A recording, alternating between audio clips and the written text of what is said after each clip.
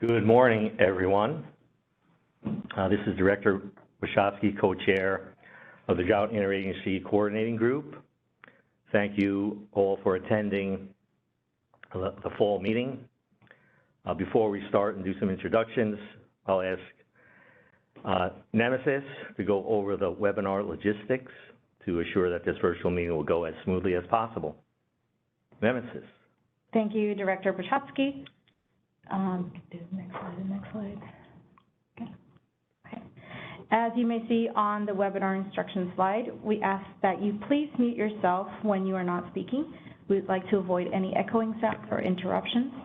If you are a member and would like to speak, please type your name in the chat and we will unmute you, or feel free to unmute yourself.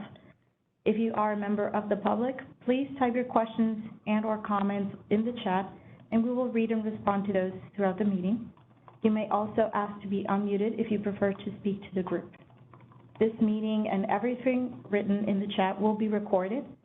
And lastly, if you are experiencing any technical difficulties, please contact the ADWR Help Desk at 602-771-8444 or email tickets@azwater.gov.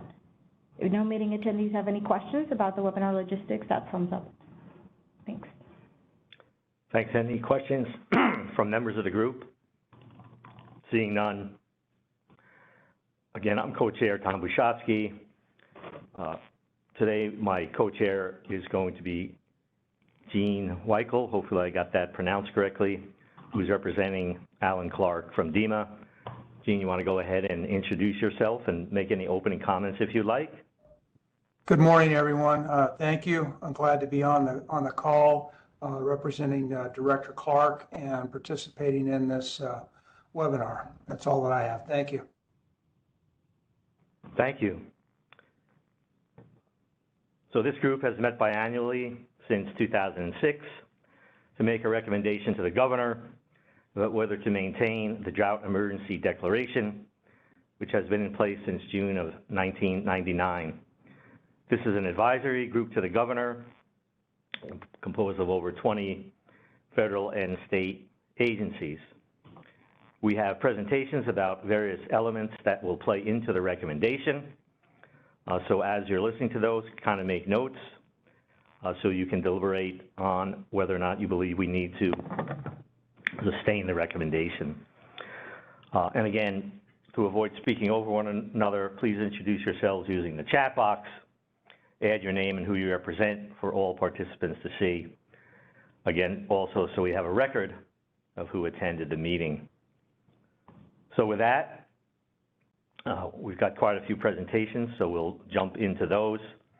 And we're going to start today with Dr. Erin Saffel, the state climatologist and drought monitoring technical committee co-chair, giving us, again, a drought status update and an update on the monitoring technical committee activities. Thank you, Dr. Saffel, for attending today, and look forward to hearing your presentation. Thank you, Director. You can take it away. I appreciate that. Thank you, everyone. Welcome, everyone. It's been an interesting water year, so let's go ahead and dive into the details. And next slide, please. Okay, we're going to start with the water year precipitation. This chart shows the total statewide precipitation for each water year. So one number represents the precipitation for the entire state for that water year. The long-term average for water year precipitation is 12.26 inches. So that goes back to the period of record starting in 1895. The statewide precipitation for water year 2022 was below average at 11.39 inches. So now let's just look at the last 29 water years. Starting with water year 1994, there have been 9 water years with a surplus and 20 water years with a deficit. If we recalculate the average for the most recent 29 water years, the average annual water year precipitation would be an inch less than the long-term average. Just some background that I start with water year 1994 because 1993 was what I consider the last of the wet years from the 70s and 80s. Specifically, January 1993 remains the wettest January on record for the state. I generally use water year 1994 as roughly the starting line for our latest drought. Next slide, please. It's important to also assess the status of our statewide temperatures because warmer temperatures contribute to the long-term drought. The long-term average statewide water year temperature is 59.7 degrees Fahrenheit. So that one number is calculated from temperatures across the state for the entire year. And the long-term average is calculated using each annual statewide temperature. So the annual statewide temperature for this water year 2022, was 2.5 degrees warmer than the average. It was 62.2 degrees Fahrenheit. In the last 29 water years, the annual statewide temperature has been above average for 28 of those water years. The trend in statewide temperature shows an increase of 0.5 degree Fahrenheit for each decade since water year 1994. Next slide, please. Water year 2022 started off dry in October and November. December was the wettest winter month for the state. January was warmer and drier, and February was colder and drier. April and May were the driest April and May on record for the state, with no measurable precipitation other than one storm that had trace precipitation in Flagstaff. Statewide precipitation from October to April was the 19th driest for Arizona. From October to May, snow water equivalent for the lower Colorado Basin was 34% of the median, and that's the 1991 to 2020 median. The upper Colorado River Basin saw above average snowpack, especially in the Yampa, Colorado, and Gunnison basins. Snow water equivalent for the upper basin was 76% of the median. Peak snowpack in the upper basin ended by the second week of April, and it had above average melting rates. Next slide, please. With monsoon 2022, I was hesitant to believe the early outlooks that showed we could expect a wet monsoon season, but those outlooks absolutely verified. The first monsoon precipitation in Arizona occurred on June 18th. June is climatologically the driest month in Arizona, but our monsoon started strong and continued through September with only a few breaks and storms. This was the 9th wettest June to September on record, and Cochise County experienced their wettest June to September ever. Next slide, please. Overall, the water year ended in many counties with near normal precipitation. But what that means is that those counties, those are the ones in gray on the precipitation ranking map, those were just closer to the middle of the 127 years of record. In reality, only 2 counties were actually above average for the water year. Graham was 0.09 of an inch, so 0.09 inches above their normal water year precipitation, while Cochise was 2.25 inches above their normal. Yuma, Yavapai, Gila, and Pinal counties ended their water year in their top third driest water years. So when we look at the state records, this was the 51st driest water year out of 127.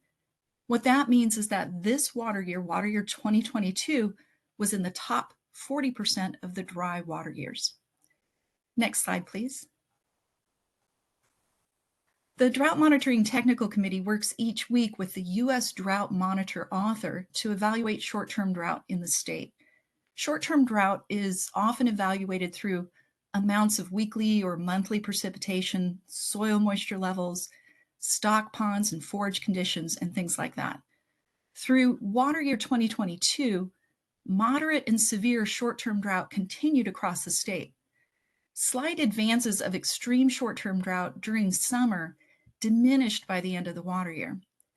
Exceptional short-term drought was only present in May to August and was never more than 3% of the state. Abnormally dry conditions are technically not a drought category. Abnormally dry conditions were gained by the end of water year 2022, replacing areas that had moderate, severe, and extreme short-term drought. Next slide, please. So water year 2022 began with 60% of the state in moderate and abnormally dry conditions, and that's shown in the October 5th, 2021 map. Last winter, La Nina conditions returned for the second winter in a row, and so for the most part, winter storm activity was limited, but still December was wet. So by January, and that's the January 4th map that you're seeing, extreme short-term drought had diminished and abnormally dry conditions had expanded. A very warm and dry spring saw exceptional drought return, and you can see that in western Mojave County by July. Then our very wet monsoon allowed 81% of the state to return to moderate or abnormally dry conditions by the end of water year 2022, and that's our September map that you're looking at. Next slide, please.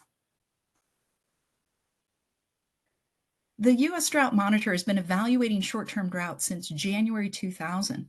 So this chart shows the drought categories and magnitudes in Arizona from 2000 to present time.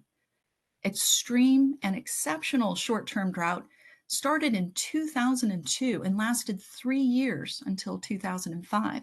That's the first series you see on the left side of the chart. The greatest magnitude and duration of exceptional short-term drought appeared at the end of 2020 and ran through summer 2021. And that's shown on the right side of this chart. Overall, the state has experienced moderate and severe short-term drought almost continuously in the past 20 years. Next slide, please. Arizona evaluates multi-timescales of drought. The SPI is the Standardized Precipitation Index, and that assesses precipitation over multiple months. The SPI chart on the left side of the screen is evaluating precipitation over the 12 months in water year 2022. Positive numbers show surplus for that time frame, and negative numbers show deficits. The SPEI evaluates precipitation and potential evapotranspiration. Evapotranspiration is water lost in vapor form from evaporation and transpiration. Transpiration is water lost from plants.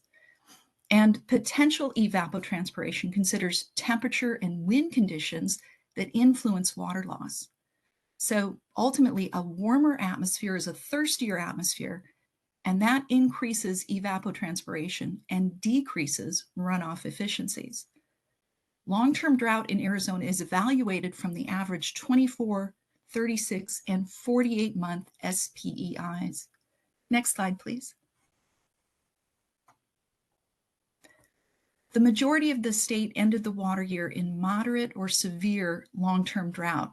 That's what's being shown in the September 2022 map. A few things led to this improvement. The 48-month SPEI now includes the wetter conditions from 2018 and 2019, and the last 2 wet monsoons are coming into the data as well. Long-term extreme drought still remained at the end of water year 2022. That was in La Paz, Yuma, Mojave counties, in large areas of Coconino County, and in portions of Maricopa, Navajo, and Apache counties. Locations without any long-term drought included Cochise, Santa Cruz, eastern Pima, and central Yavapai counties, as well as areas along the Mogollon Rim. Only small areas of north-central Coconino, western La Paz, and southern Yuma counties remained in exceptional long-term drought at the end of water year 2022. Next slide, please. Thank you very much for your time, and I'm happy to answer any questions. Dr. Saffel, could we go back to your temperature slide? Maybe it was about the 3rd slide or so. Certainly. I just want to make sure my eyes are old and I'm seeing this correctly. Up in the right-hand corner, does it say minus 0.5 Fahrenheit? So it shouldn't be giving us that indication. It should be showing us that temperatures are increasing. So that could be a typo. So, I'm not seeing that correctly yeah. as well. So we're seeing that.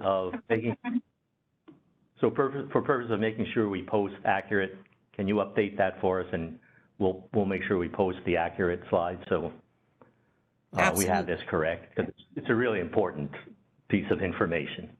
Absolutely. Thank you, Director. Thanks. Are there others with questions for Dr. Saffel, members of the group?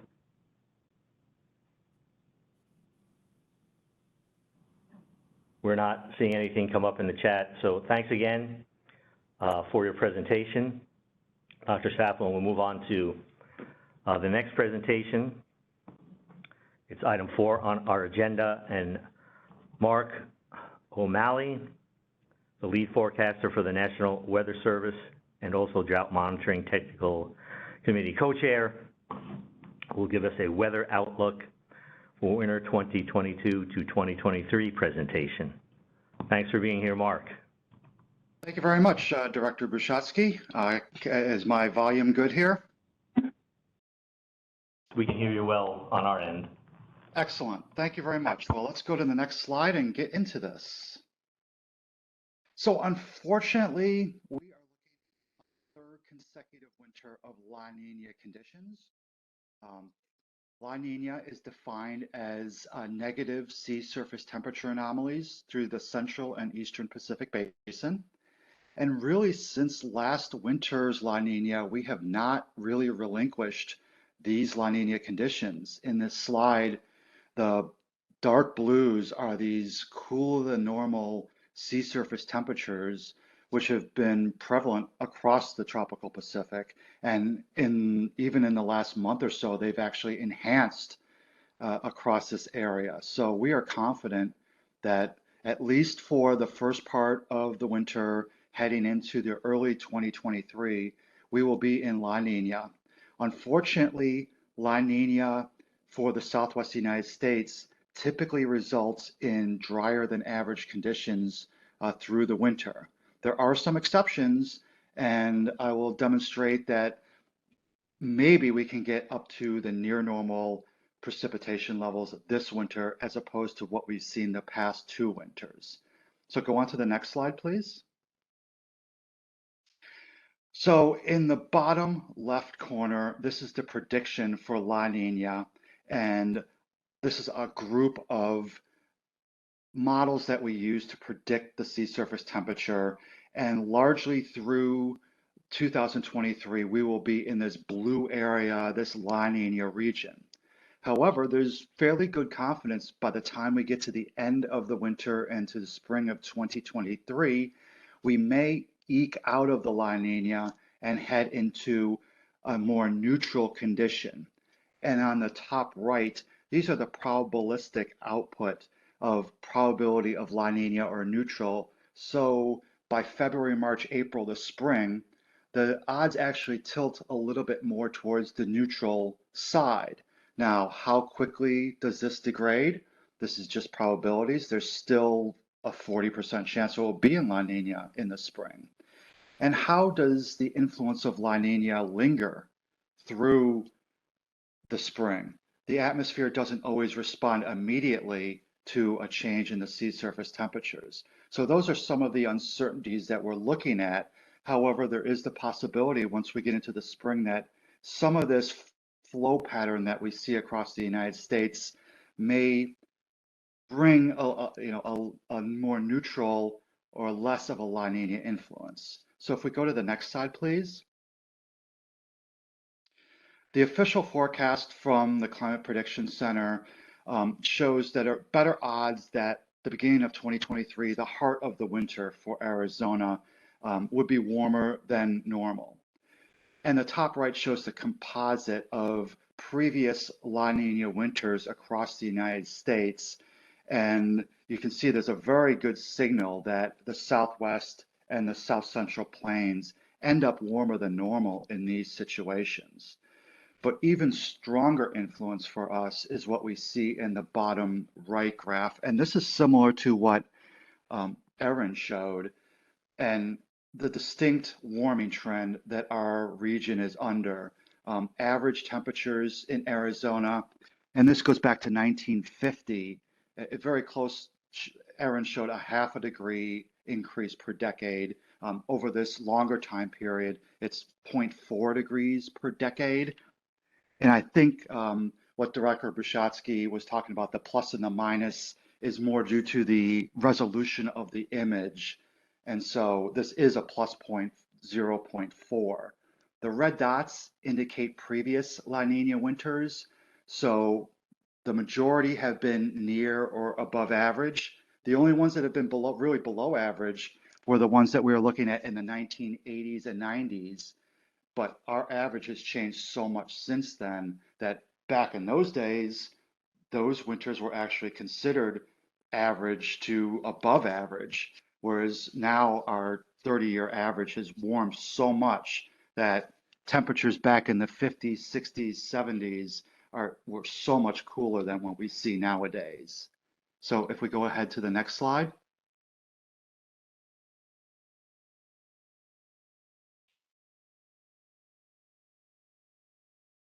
Next slide, please. There we go. Excellent. So these are recent La Nina winters, and the precipitation percent of normal from November through March. And I'm not going to dig into all this, but the take home is for the majority of these, you're seeing a lot of reds, oranges, and yellows over Arizona during this time, and that's below normal precipitation. However, 2016 and 17 was actually a fairly decent winter for Arizona.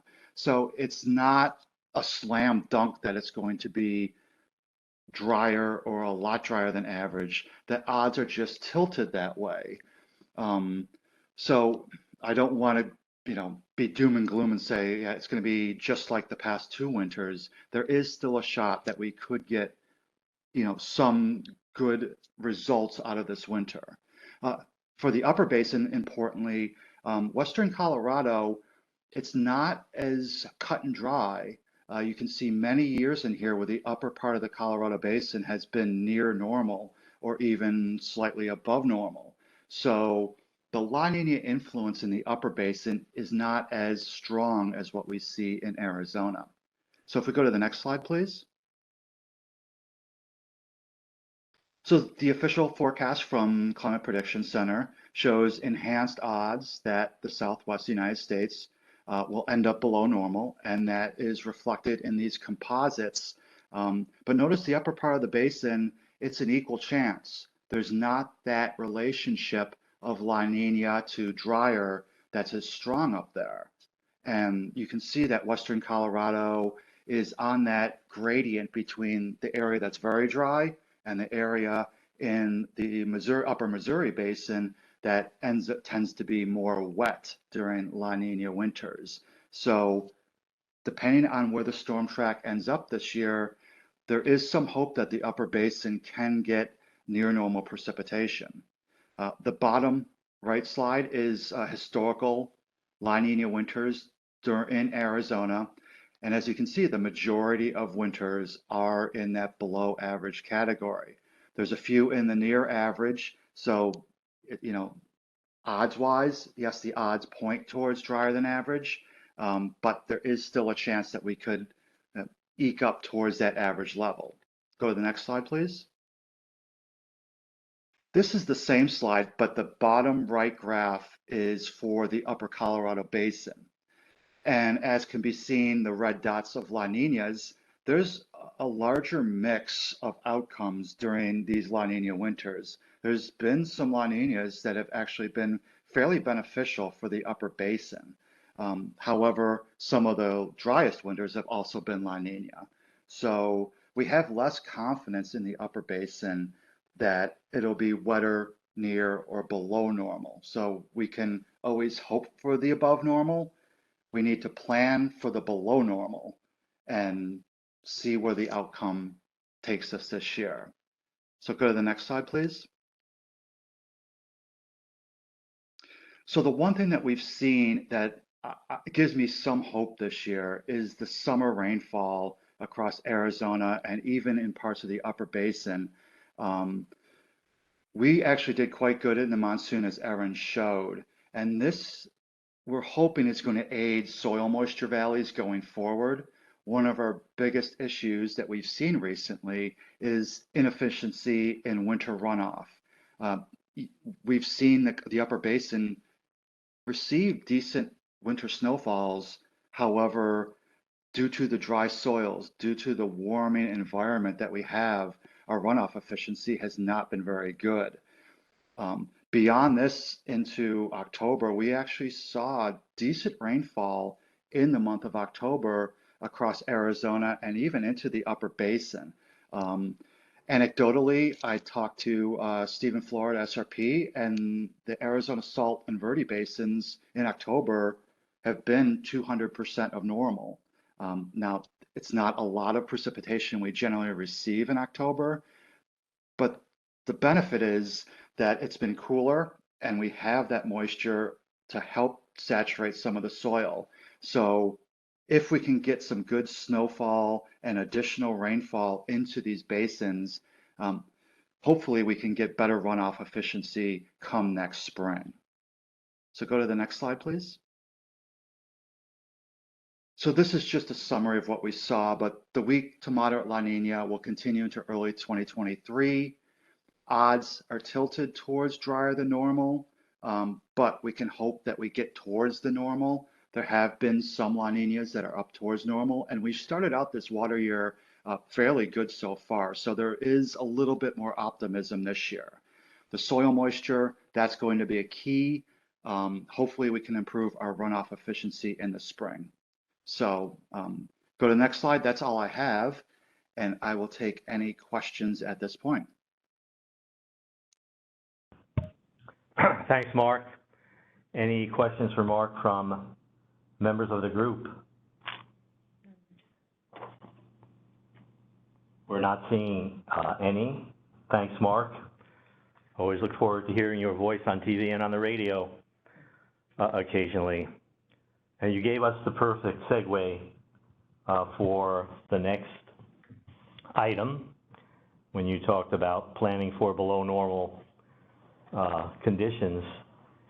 Our next item is a Colorado River water supply update from Rachel Von Gnechten from DBR's Colorado River Management section. So go ahead, Rachel. Thank you, Director.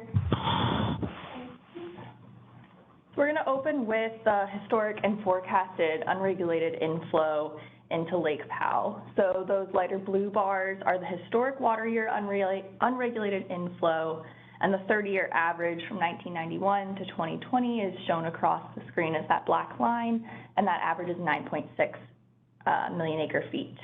Water year 2022 came in at 6.08 million acre feet, which is 63% of that average. The box in the upper left-hand side is showing the water year 2023 forecast from October. So the min probable is 4.80 million acre feet, 50% of that average. The October most probable is 8.10 million acre feet, 84% of that average. And the max probable is the 15.50 million acre feet, 161%. So although there's a possibility of seeing improved flows, based on what we've seen over the last few years, it's unlikely.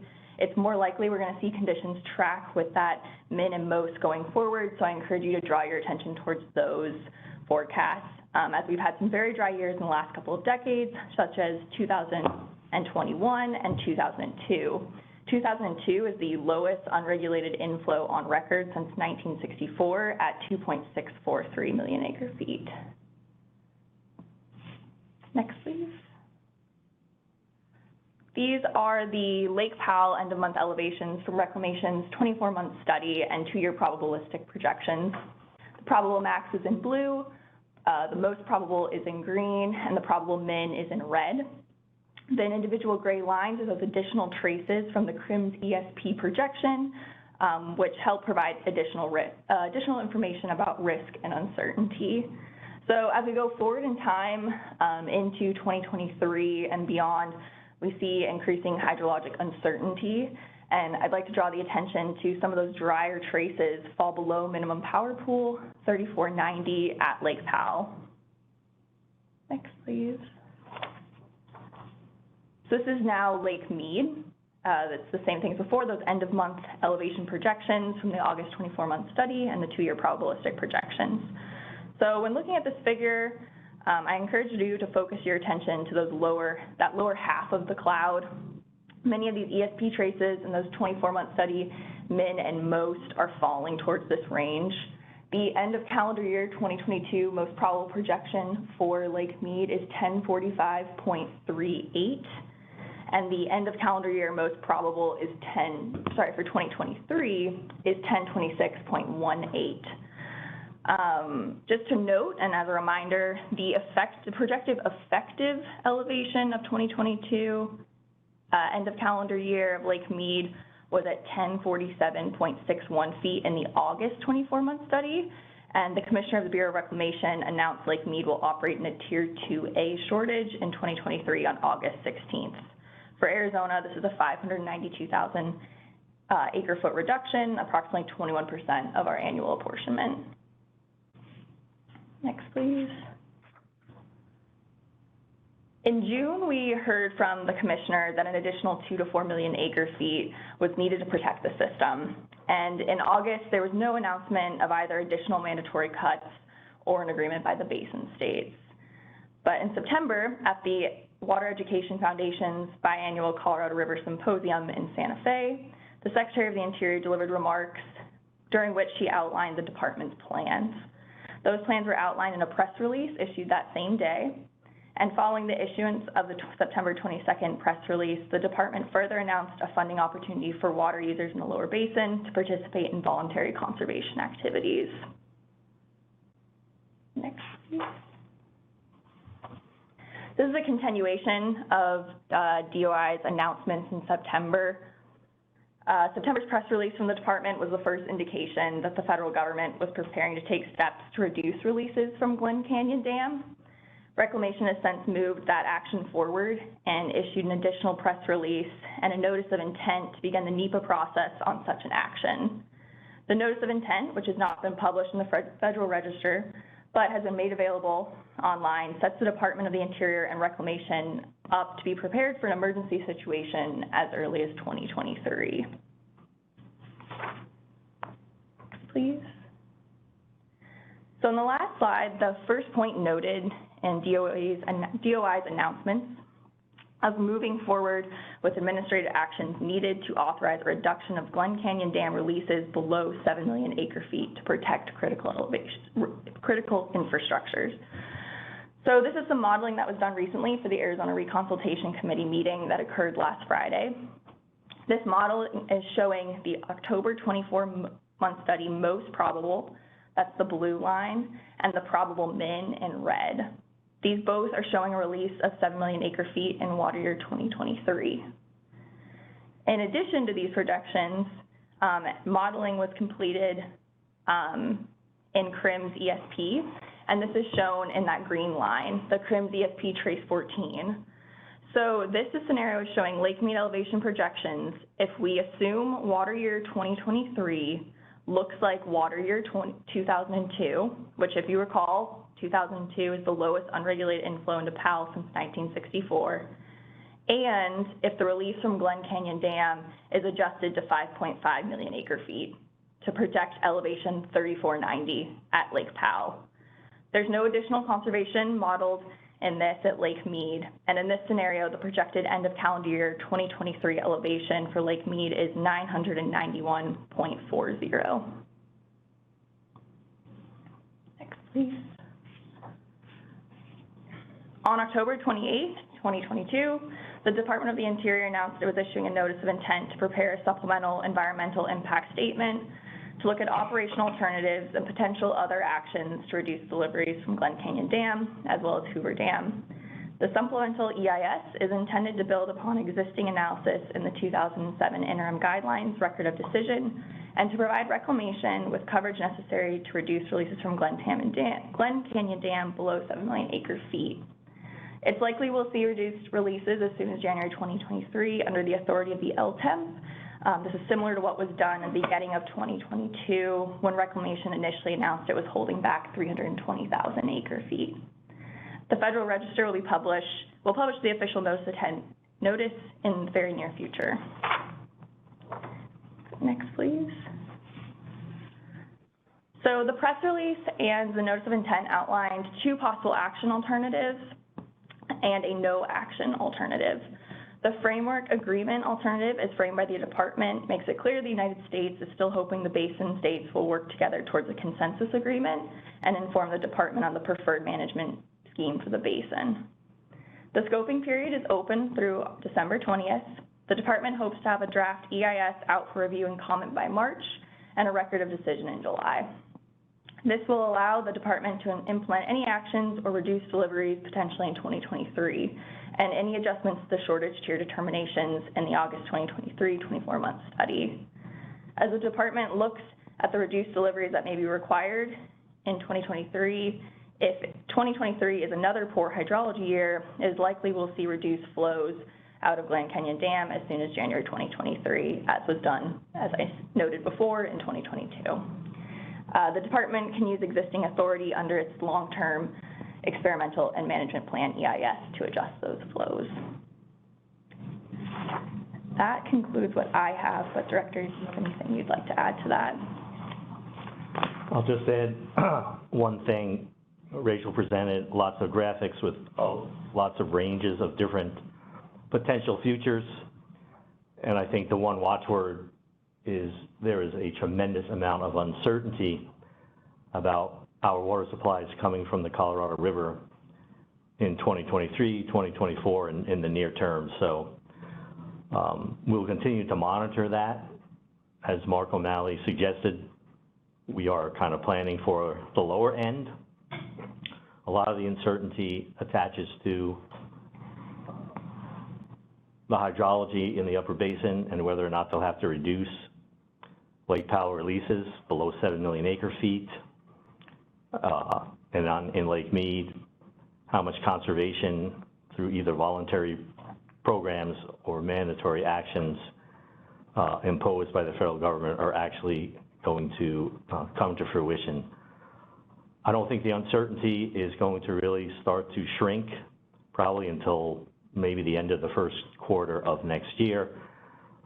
Even the voluntary conservation programs will have uncertainty attached to them, I think, throughout at least the rest of this year. So we will continue to monitor what's happening, and there'll be other presentations, I think, that CAP and DWR will do for the public as more information becomes available to us and more clarity is there for all of us to see. I did see a question in the chat pop up about, Yes. what's the projection for reaching Deadpool and Lake Mead? Yes. If you go back to Rachel's graphic, there were two graphics, maybe that graphic. Go to the prior one for the 24-month study.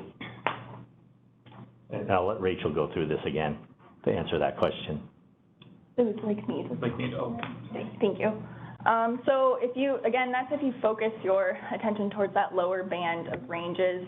So the probable min, though noting that that's not necessarily the lowest, but the probable min end of calendar year 2022 elevation is at 1045.15, and then looking to 2023, that's 1016.30, with the noted that Deadpool at 895. That is with a 7 million acre foot release for water year 2023, though. Then you can go to the green line one. Oh, yes. New one. So then the green line one, so this is, the colors they're a little different there. So right, we have the most is now in blue, that min is in that red, and then the green is now this additional scenario that was ran. And so that's with, if we were to receive a hydrology similar to that of 2002, and the release from Glen Canyon Dam was reduced from 7 million acre feet to 5.5 million acre feet in water year 2023, then that end of calendar year 2023 elevation would be at 991.40. So roughly approximately 25 at the end, foot difference. But the further out projection into August it's going down. Yes, with it continuing down further. And that is with a 6.5 million acre foot release assumed in 2024. And so I'll just add for 2023 release from Powell to Mead, Reclamation told us about a month ago that anything less than 50% hydrology is going to result in something less than 7 million acre feet. Again, somewhere between that 7 million acre feet number and the 5.5 that we modeled on this slide, assuming the worst case being 2002 hydrology. So Hopefully, that's about as specific as we can be in terms of answering the question at this point. Are there other questions? There was one more, but I believe you answered it, is what are these empower releases? Yeah, Rachel answered that because I think she saw it pop up. Yeah. That's it. Any other questions from members of the group or comments? If not, then again, we have the perfect segue to the next item. Having just seen what's going on at Lake Powell and Lake Mead, we have Ed Garak from the Irrigation Electrical District Association. SRP. Oh, sorry. I'm skipping. The next presentation is actually Salt River and Verde River Watershed Water Supply Update from Stephen Flora at Salt River Project. And then we'll get to hydropower next. So Stephen, go ahead. Thank you, Tom. I'll provide a brief update on the SRP reservoirs and the status of the Salt and Verde River watershed. If you go to the next slide, I talked about last winter in more detail in the spring, so I won't get into it other than to summarize that last winter we saw, despite having the 2 monsoons ago, one of the wettest monsoons in 2021, we then had a dry kind of October, November, but then some significant storms in December, January. But we saw kind of runoff immediately. So going into that, because of that wet monsoon, we had kind of good runoff efficiencies. Unfortunately, the last winter it kind of shut off after that in January, and we saw a winter with only about 216,000 acre-feet of inflow from January through May, which is just under 50% of median. So we did end up with a dry winter.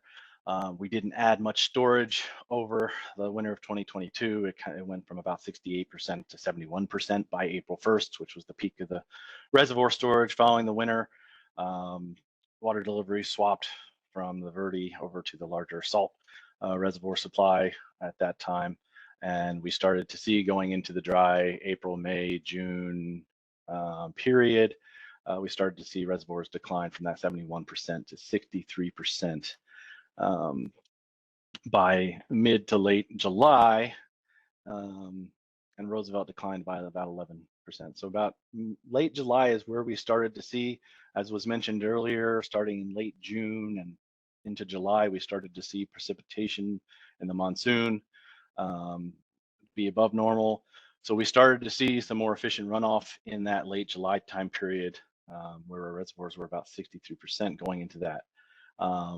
If you go to the next slide, this shows our precipitation throughout the June 15th through September 30 period of the monsoon season. This past year on the Salt and Verde, you can see those June and early July storms started to add precipitation to help soil moisture conditions. We didn't see runoff until we saw some of those larger storms in later July. But that period till about mid-August, we saw about twice the normal. In 2021, we saw fairly close to that, about 5.5, a couple inches less than 2022, but above normal. And then still above normal, not quite as much for the second half of the monsoon from mid-August to the end of September. But overall, we still saw for this monsoon 2022, we saw 8.9 inches precipitation, so it was above normal. The previous monsoon was one of the wettest at 11.8 inches nearly. But overall, it was still well above normal for monsoon season. Overall, the total water year of 2022 cumulative watershed precipitation was near normal, just under 16 inches at 95% of normal. And that was kind of mainly the monsoon being well above normal, but the precipitation was well below, or the precipitation in the winter was well below normal, kind of offsetting that. And so as a result, our runoff for the entire water year was about 530,000 acre feet of runoff for water year 2022 into the Salt and Verde reservoirs, which was about 77% of median. So slightly below median. Not necessarily because of soil moisture conditions being dry, like you might have seen in the Colorado, but more of when that precipitation fell, because we typically get more of our larger runoff in the winter months. So it was really of when that precipitation fell for our runoff to be below normal. Next slide. If you look at what runoff we started to see in July, in late July, this is a graph on the black line is Roosevelt Lake elevation. The blue line is Salt River into Roosevelt, and the green is Tonto Creek. You can see we started to see significant runoffs, which we saw last monsoon season, but we don't typically see in the monsoon season, of up to say 8,500 CFS along the Salt in mid-August. Roosevelt actually increased about 3 feet during that time from late July to mid-August, or at the end of August, due to that. So we saw significant, Tonto Creek saw some significant flows, not quite as big, but we essentially ended the monsoon season kind of, at least on the Salt side, at reservoir levels, even despite the higher demand during the summer, where we started reservoir levels going into the monsoon season.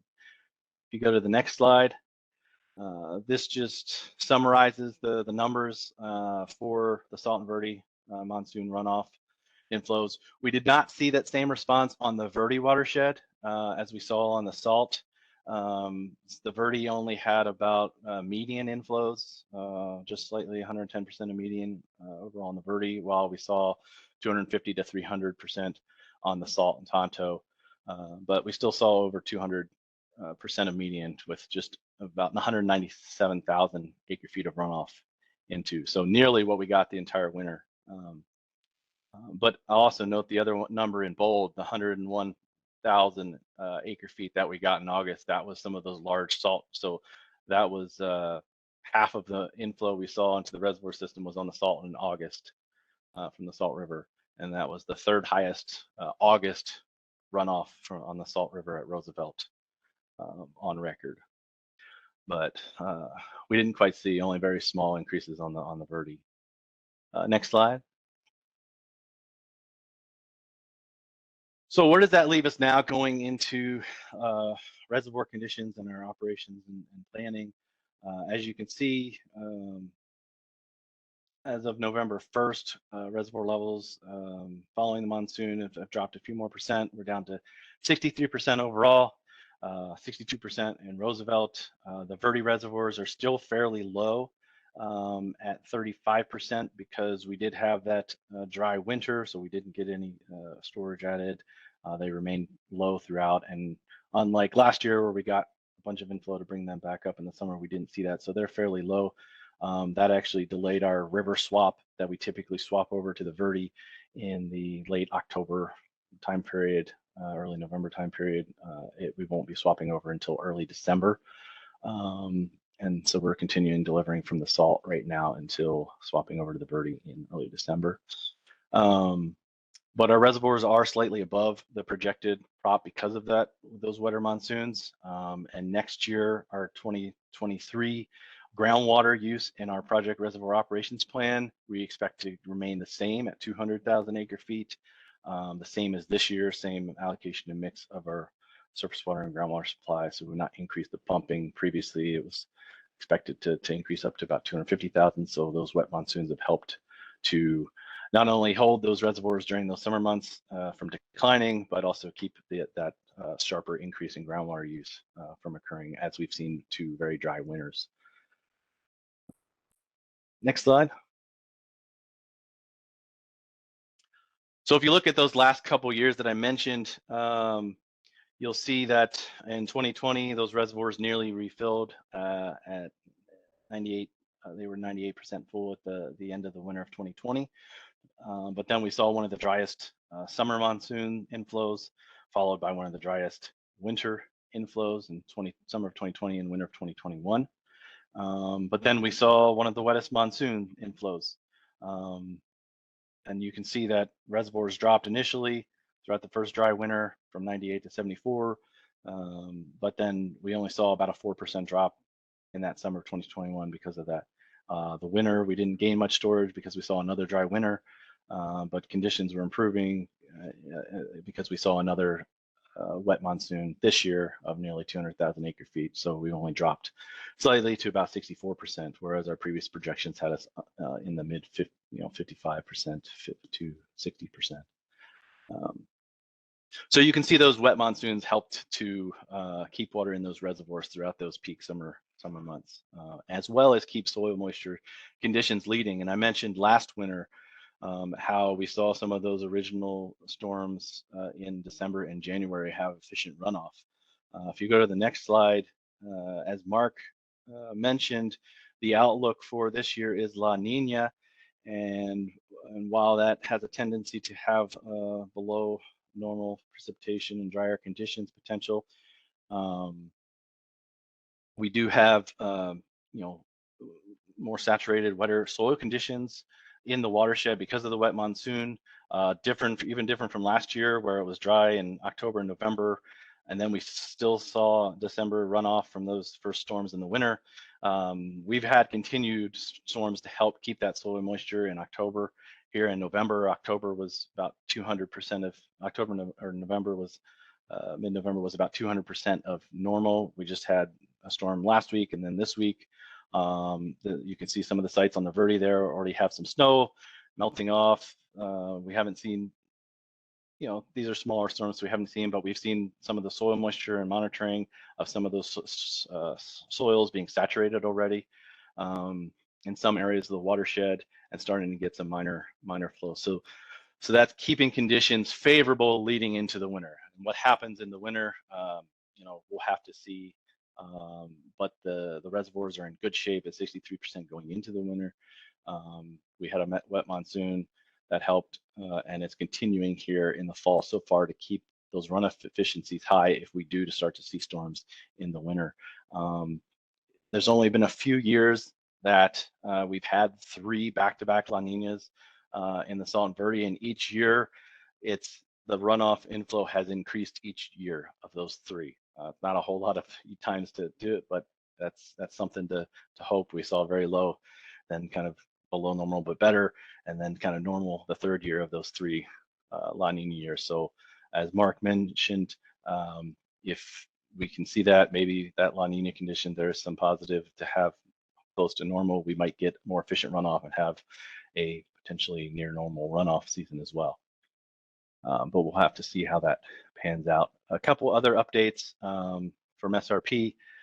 Real quickly, Leslie Myers is taken over as the new SRP Water Resources Associate General Manager, as Dave Roberts has retired. Leslie Myers was previously with the Bureau of Reclamation, Phoenix Director.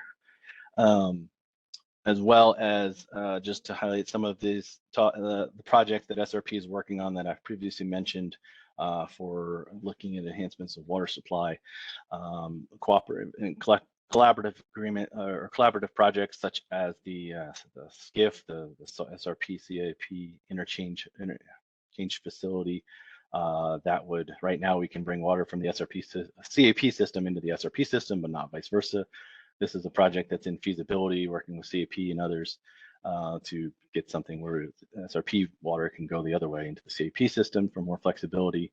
The Verde River Sediment Mitigation Study, which has now become the Bartlett Modification project, which is in feasibility, looking at replacing the lost sedimentation from Horseshoe, as well as some additional storage that could be used for modification of Bartlett, as well as a more short-term project with the Roosevelt flood control space for temporarily extending that time water can stay in flood control space to use that water if we do get a wet winter and fill Roosevelt. So those are some of the projects that SRP has been continually working on as well. And next slide. One thing to kind of highlight both that SRP put on last month in October. We held a Southwest Water Resiliency Conference at the Hyatt Regency in downtown Phoenix, and we invited a combination of scientists, scientific community, the political community, legislatures, business community, businesses, as well as city water managers and everyone to kind of get different perspectives and show kind of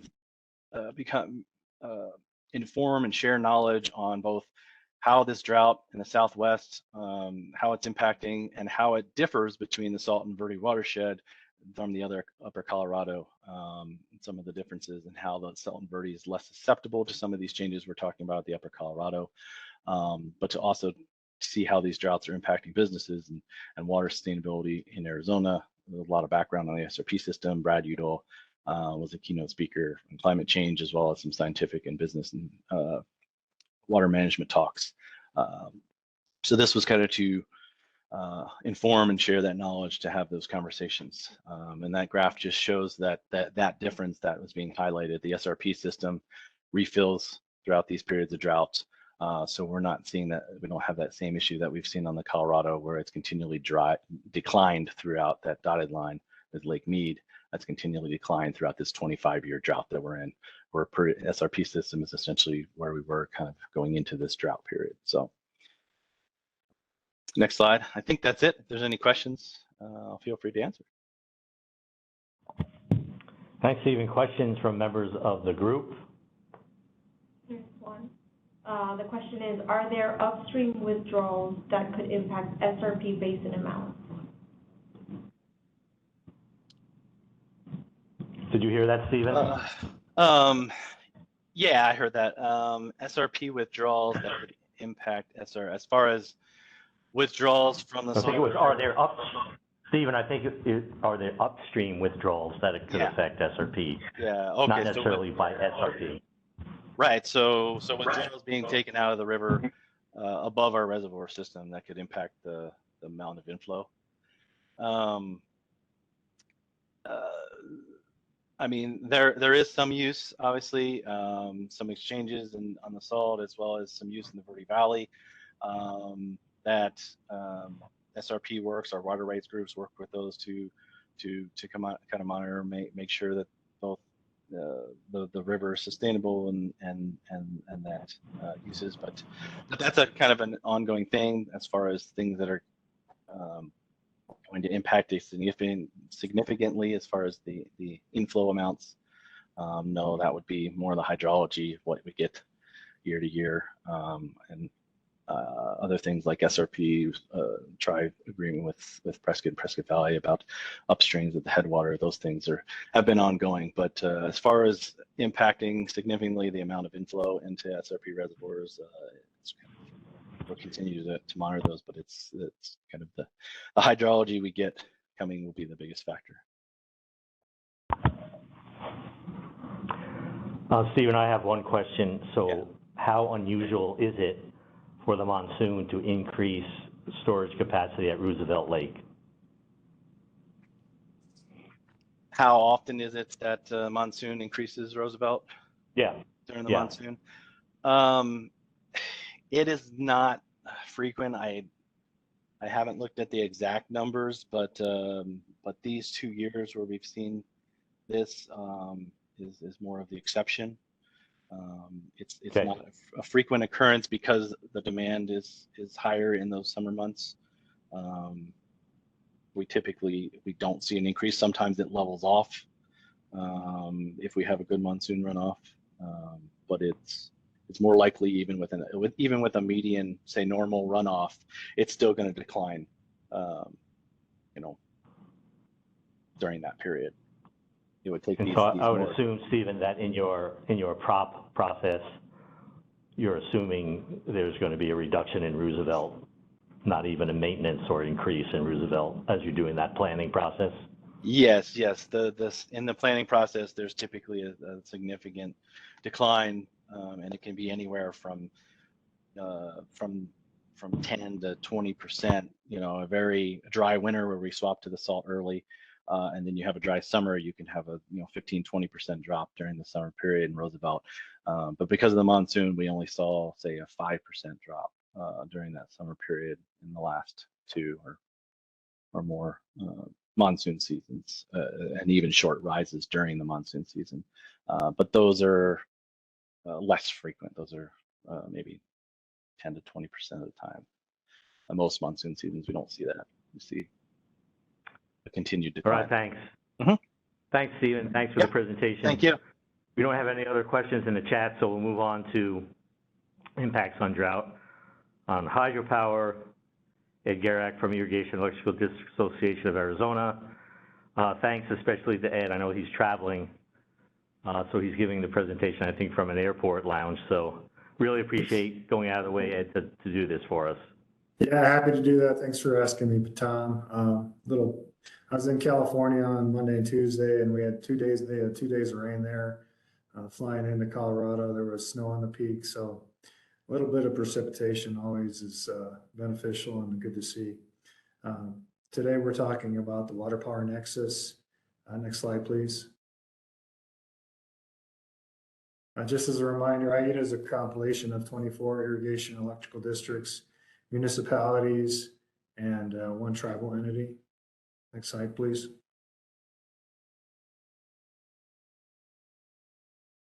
There's 4 main dams on the Colorado, well, 4 main projects on the Colorado River, the Boulder Canyon project, the CRSP project, and then the Parker and Davis dams. Be highlighting each one. So Arizona receives 20% of Hoover Dam. There was a reallocation process in 2017. It expanded from 28 to 63 customers. Basically 90 to 95% of the public fee title land in Arizona receives an allocation in one way, shape, or form from the Arizona Power Authority. This number needs to be updated. The energy has been declines more like over 20% since 2015. And IEDA represents 80% of the energy delivered in Arizona from Hoover Dam. Next slide, please. This is a picture of the Colorado River storage project customers. Arizona receives about 18% of the energy that's generated out of the CRSP project. There's 11 dams on that, but Glen Canyon Dam makes up 80% of the energy generated in that system. Next slide, please.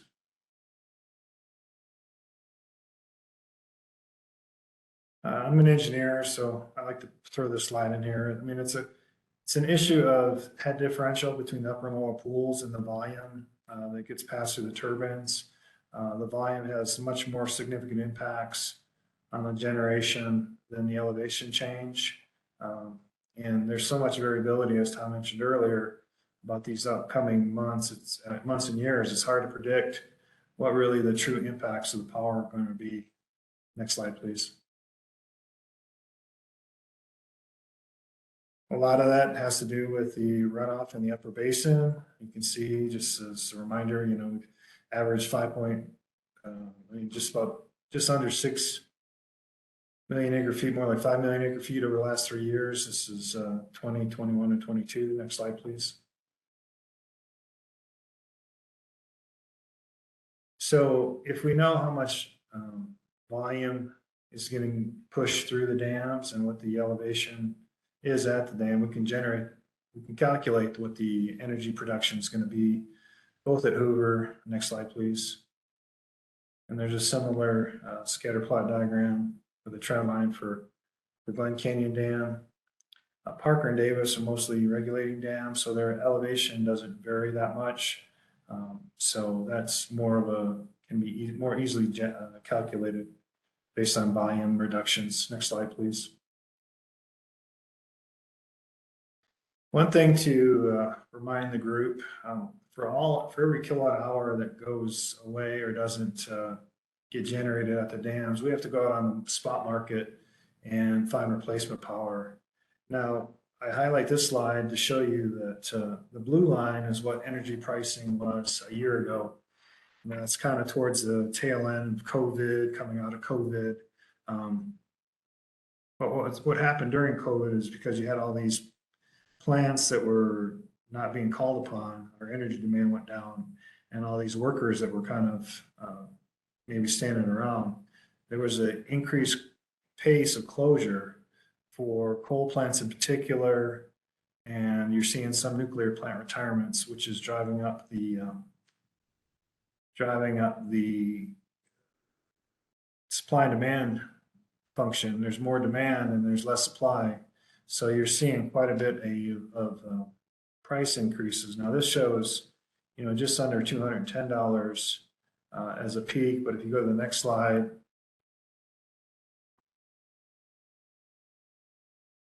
what actually happened through the summer was it peaked out over $300. It's a 40% increase over projections, and a lot of that has to do with the Russian invasion into the Ukraine, the limitations on natural gas into Europe. So the producers here in the United States weren't producing as much, and then we're exporting 15% of our energy resources, our natural gas resources is LNG over to Europe.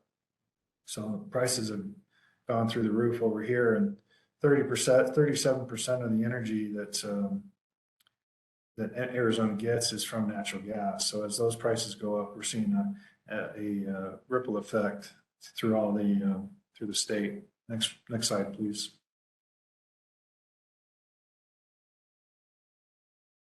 Again, another forecast, what it was a year ago, the blue line versus what it is a month ago, which is the red line.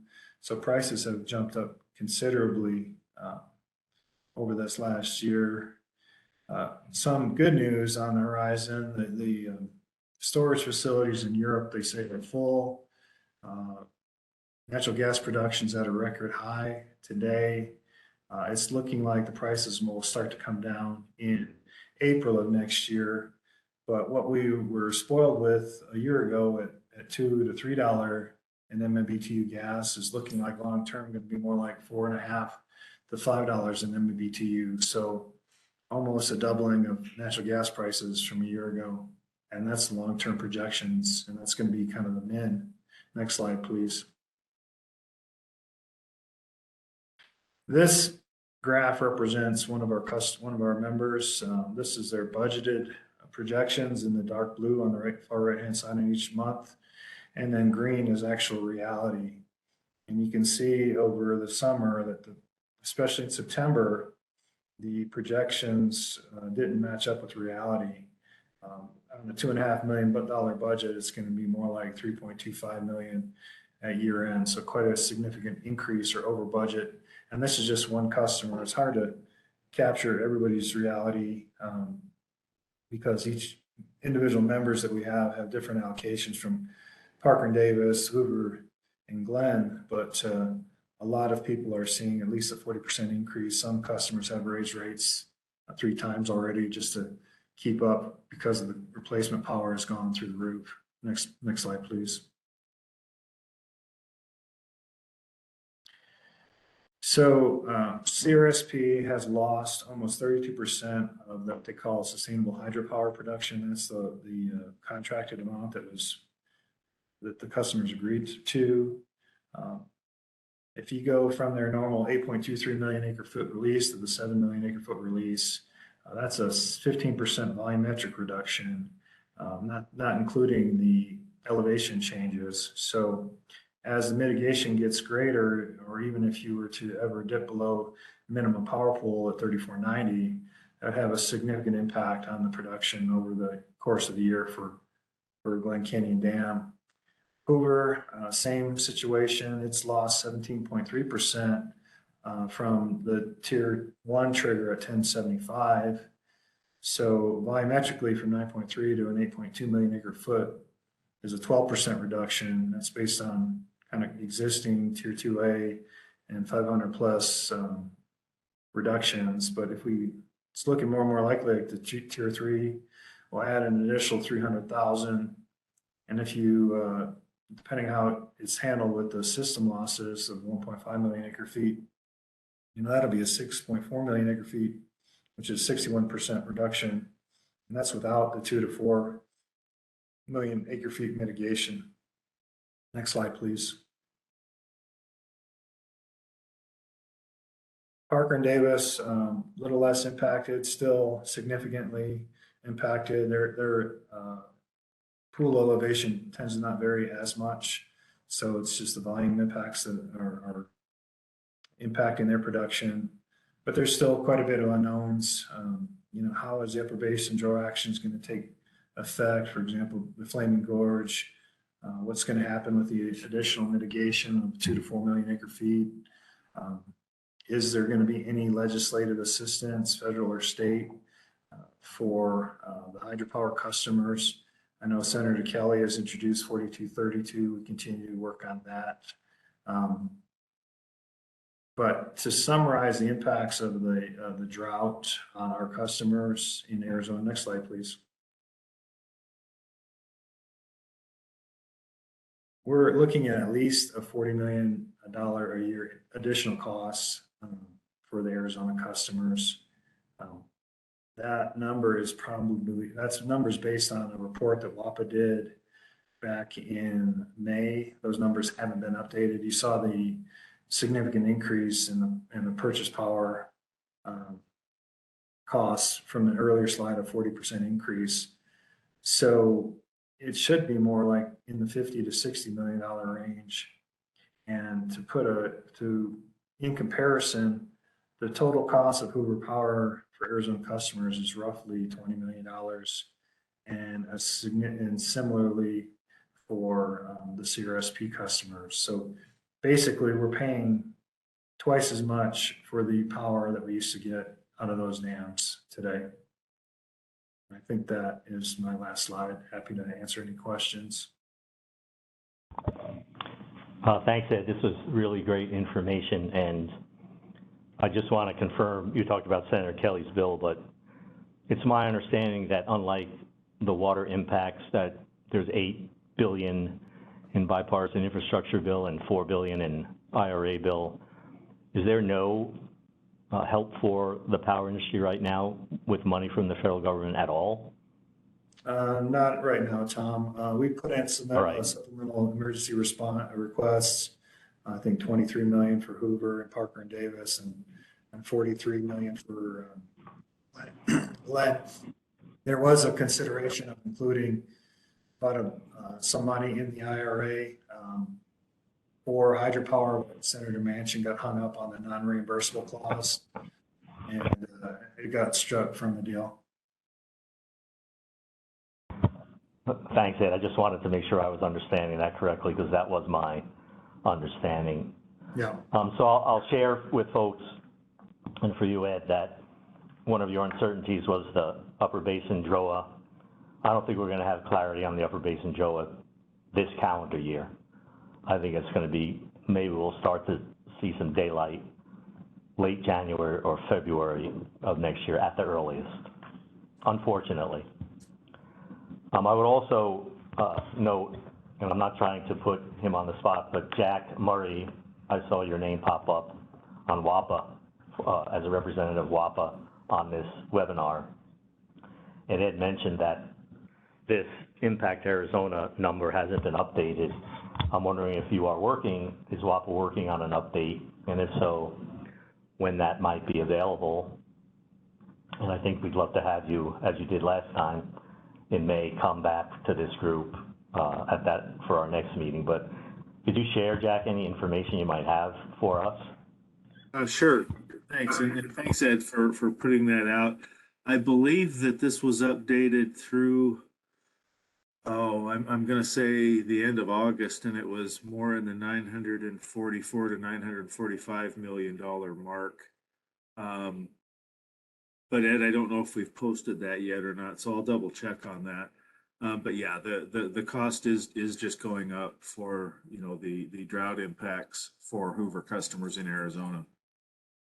But as soon as Jack, the 944 was just for Arizona, or was it for the basin? That was for the basin, yeah. Yeah, that's what I thought. All right. I think I'd seen that number somewhere. But I appreciate the information. Appreciate being invited. Thank you. Thanks. Anyone else, members of the group, questions popping up? Not seeing anything. More negative impacts coming, obviously, from the drought. on hydropower, very important to lots of entities in Arizona. I'm hearing from some of them that they're blowing through their budgeted amounts for buying power, in some cases, in the first quarter of their fiscal year, but certainly long before the end of their fiscal year. So a huge challenge for that part of our stakeholders in our state. Thanks again, Ed. So we'll move then to the next agenda item, 2022 wildfire update. Tiffany Davila from the Arizona Department of Forestry and Fire Management. Thank you very much. Thanks for having me. Good morning, everyone. So we're just going to kind of go over just a quick outlook of 2022, what we experienced over the summer. And there is a short video just to kind of give you an idea of the conditions we faced in April that kind of what we thought would have laid the foundation for our season. So next slide, please.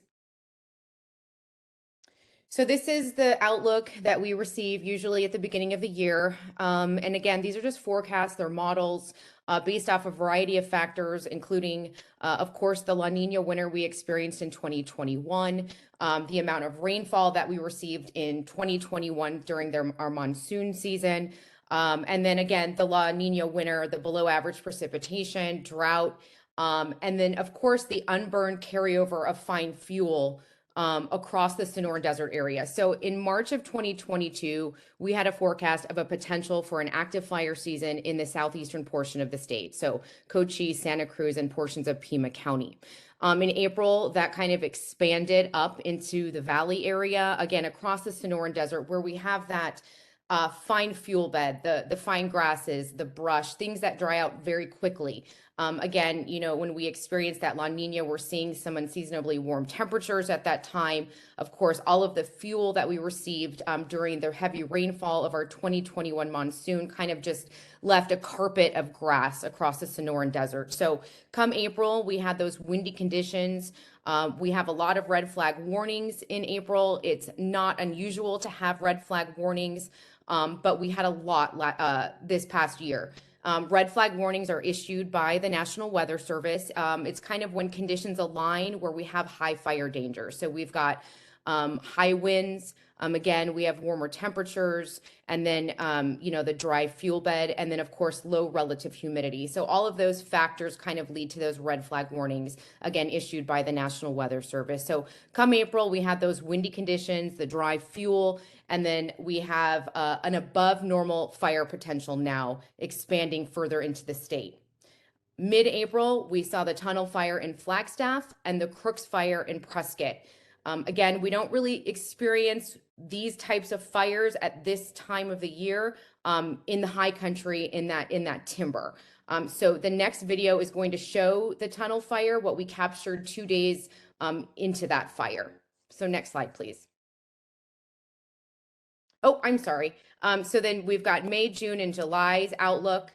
May, now we're kind of along the eastern side of Arizona. You see New Mexico where they're completely shaded in red. In May, we're going to see above normal fire activity continuing across the state, particularly in southern and the eastern portion of the state. Again, these are just models. So, you know, we're basing all of these models off of multiple components: the fuel bed, how dry is the fuel, how much fuel is across the state, the temperatures, the upcoming monsoon season. And then in June, we're going to see fire activity increasing statewide. Again, just a model as predicted. Now we're starting to see heavy fire activity in southern Arizona. We had a bulk of our fires in southern Arizona this year. And then again, you know, we're seeing that increase in statewide activity, again, because of that exceptional extreme drought. And then June, the monsoon does arrive in a timely fashion. By July, we're starting to see widespread active monsoon, which significantly decreased our fire activity, kind of really put it to rest, basically. So then again, once July comes around, we're seeing that widespread monsoon activity significantly decreasing our fire activity. The next slide is going to be the video of the tunnel fire, what we saw in April. And again, these conditions we don't typically see in April in northern Arizona. I don't know if the video is going to play.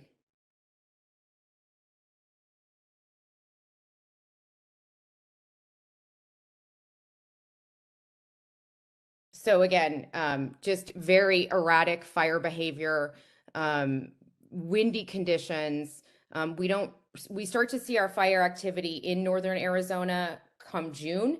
So this kind of, when we saw this happen, it kind of, we thought was going to lay the foundation for what our summer was going to be like, as far as the amount of activity, fast fires, moving fast, fire spread quickly. So next slide, please.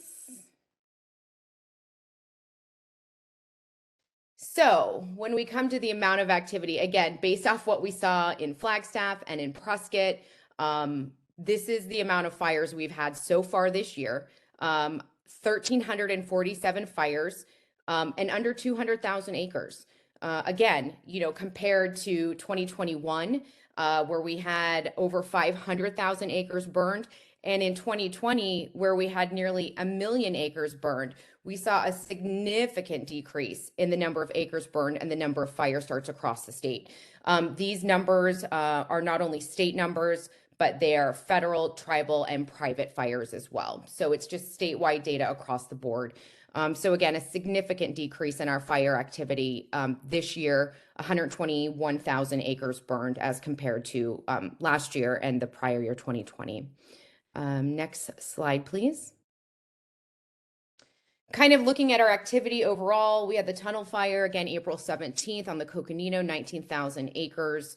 The next day, the Crooks fire started, April 18th, about 9,400 acres. San Rafael fire down in Sonoyta area, 11,620 acres. And then the Contreras fire also down in southern Arizona was about 30,000 acres. Again, the bulk of our activity this year was down in southern Arizona, again, where we have that fine fuel bed, the grass, the brush. We just had an overgrowth of fine fuel in that area. We still have it. We're starting to see our fire activity kind of increase in southern Arizona right now because we didn't see, once the monsoon rolled out, our temperatures started to increase to some degree. And again, now we just have this overgrowth of fine fuel in southern Arizona. Next slide, please. So kind of just to give you an idea, we usually get our forecast for our fire season early on in the year, kind of give you a comparison of what the drought monitor showed last year of March and then of this year in March. So, obviously completely different. Last year we were faced with exceptional and extreme drought across most of the state. This year, that monsoon from last year really helped kind of give us some relief.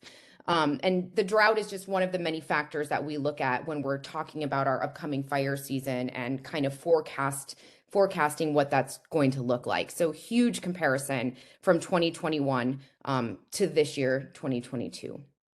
Next slide, please. And then again, just the drought monitor from March when we're heading into our fire season, and then November. So again, the monsoon's been very impactful across the state. And, I say fire season, but we can have fires start year round in Arizona. It's kind of once we hit that end of April, beginning of May timeframe into July, when we start to see the heart of our monsoon season build up, is when we really are the most active across the state. But we can see fires in Arizona year round. We just had a almost 200-acre fire a couple weeks ago down in Cochise County. We had a 40-acre fire in Cochise County last weekend. We do have crews now that are designated strictly for initial attack purposes in southern Arizona right now, because we are starting to see an uptick in our activity down there. So again, that's not typical, but we just want to make sure that we are prepared should we start seeing any an increase, even more of an increase in our fire activity down there. Next slide, please.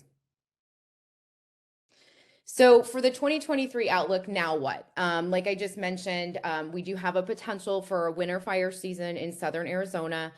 We had that 200-acre fire in Cochise a couple weeks ago, and then another fire last weekend. We are still seeing some roadside fires down in southern Arizona. And again, it's just because of that fine fuel type, the warmer conditions, and the overgrowth of that grass and the brush down there. Again, La Nina is forecast for the winter 2022 into spring of 2023. We're hoping to kind of see us come out of the La Nina before we hit spring. We don't really know what the outlook is going to be for next year. What we can say is we have La Nina. We know those conditions, unseasonably warmer temperatures, kind of a lack of precipitation or moisture. Until we actually go through the next couple of months and get into next year and into the spring, we will have a better idea of what we're looking at for 2023. But again, the outlook, the overgrowth of grasses from the summer monsoon, we know we have those down in southern Arizona. You know, some of them are waist chest high in some areas. They are drying out. And of course, the unburned fuel. So what didn't ignite this year has the potential to ignite next year. And then again, the forecast La Nina could lead to an early start to our 2023 fire activity. Again, it all depends on what the next couple of months are in store for us. Fine fuel vegetation, the fuel type grasses and brush dry out faster when we don't have that additional precipitation. Those components, they don't hold a lot of moisture. So once it starts to warm out, that vegetation dries out faster than, say, the vegetation that in the high country. Again, potential for early fire activity across southern Arizona and the Sonoran Desert where this fuel type lives.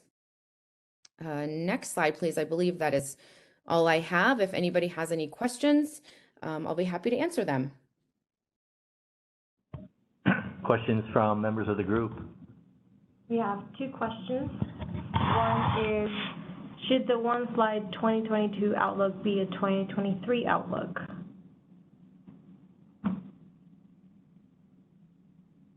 I'm not sure which slide you're referencing. This one? I think it's prior to that when you were going through the 2022 conditions. Keep going. Yeah, it was that one. Yeah. Well, this one was just our Tiffany, outlook for 2022, what we were kind of seeing the potential for our fire activity. So this is this year's outlook for us.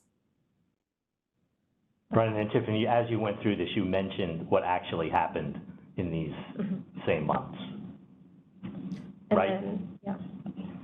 Right. And then the other question is, oh, go ahead. the other question is, what is primary cause of fire starts? That's a good question. So there's different causes kind of in different areas. So, and on different land jurisdictions. So for the Forest Service, their majority could possibly be campfires. For us, we see a lot of fire starts in southern Arizona that are on private. Somebody is grinding or welding or using some kind of tool that may spark. And that's why when the Forest Service, excuse me, that's why when the National Weather Service issues the red flag warnings, you know, we try and drive that message home because that is the potential to have a fast moving wildfire under those conditions. So a lot of mechanical usage.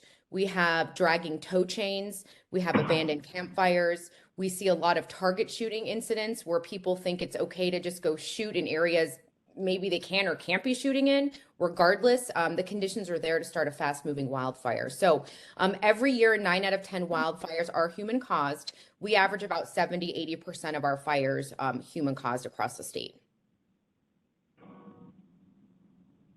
Anyone else? One more question is DFFM planning additional staff or other air-land resources for next spring? So we work with our federal partners, whether that's the Forest Service, the Bureau of Land Management. We have additional crews that come in, federal or state crews coming in to help us and supporting us during our fire seasons. And then we'll do the same. We reciprocate that and we go out of state as well. So every year we bring in additional crews, we bring in additional engines, resources, ground or air resources to support our fire season.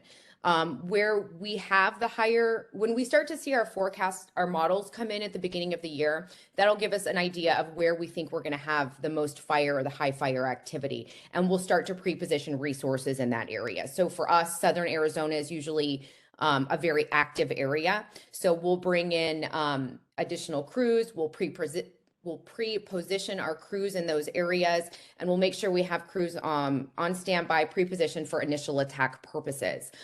We have our aircraft usually arrives in April. With that, we partner with the Forest Service to use the very large air tankers. Those are the VLATs, those heavy air tankers that you see dropping that orange retardant. We also have single engine air tankers. The state has seat bases across the area. Our seats will come in April. And then we also utilize the Department of Public Safety and the National Guard when we need air resources as well. We'll use their helicopters, their Black Hawks, things like that to help us with fire suppression.